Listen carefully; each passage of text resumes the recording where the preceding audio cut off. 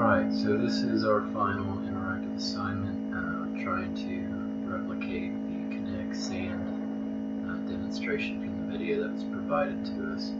I have here a bowl of sand, some water, and cornstarch, and some soap. So what I'm going to do is try to replicate what the first demonstration was to see if I can get that to work. A couple of things that I'm not sure about before I start this. The sand that I got was from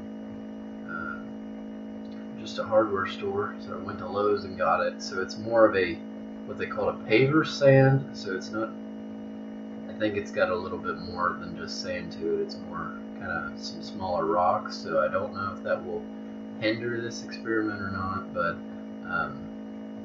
because it's mostly sand still, I'm gonna guess that it'll still work out fine. So what I'm gonna do is, like the video was, I'm gonna put some soap into the water, mix that up a little bit.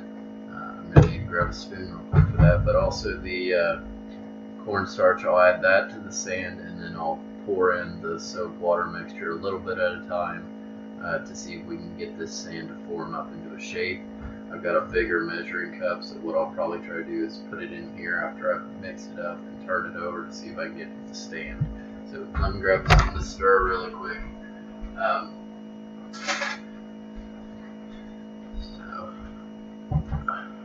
Let's see if we can get this to work. So the soap that we're adding contains a lot of silicone oils, is what I've come to find. And those oils,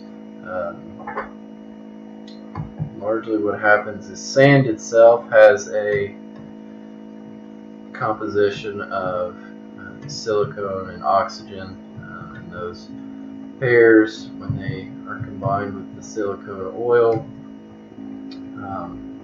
essentially form bonds that help this kinetic sand to stay bonded to itself, but prevents it from bonding to other surfaces. That's why we don't see such a big mess with kinetic sand. It's because the bonds within it are enough to keep it connecting to itself without it having to, without it forming bonds with other things. So I'm going to just add a bit of this in here in the video, and she stirred that up a little bit too. So I'm going to stir the cornstarch in a little bit. Like I said, the sand that I have is grittier, so I don't know if that'll have an impact on it or not. Like that. I'm going to pour just a little bit of this in here. I'm going to stir that in.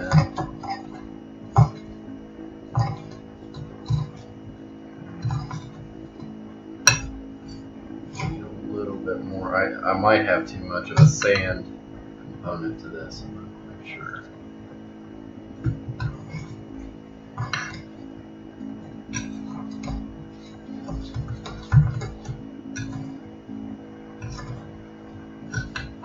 It does seem to be thickening up, which is again the bonding forming between the silicone oils and the sand. Those oils are found in a lot of soap products.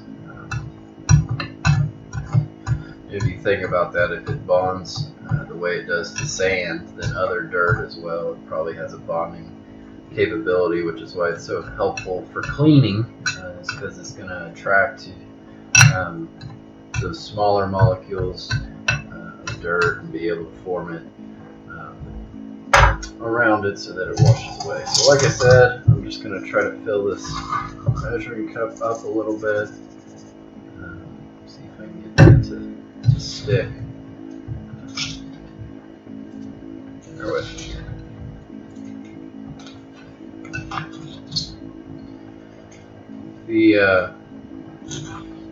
When I was looking up about this, the silicone oil is specific in this interaction usually. It seems like for industrial grade stuff, the oil that they talk about the most is polydimethylsilicane. I might be butchering that. It's a long name, so I'm doing my best with it. But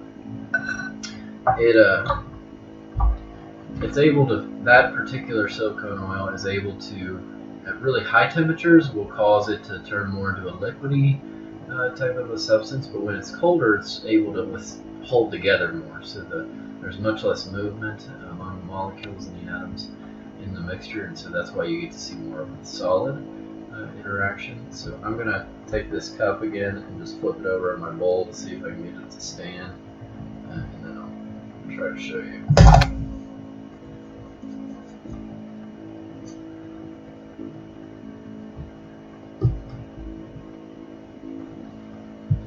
So I'm going to just lift this up as best I can. It looks like they're shape held.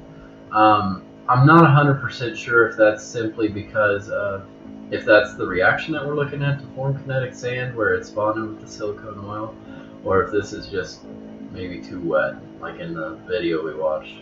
But the other thing that I was kind of looking at when I was doing this is the composition for kinetic sand. It really isn't a whole lot of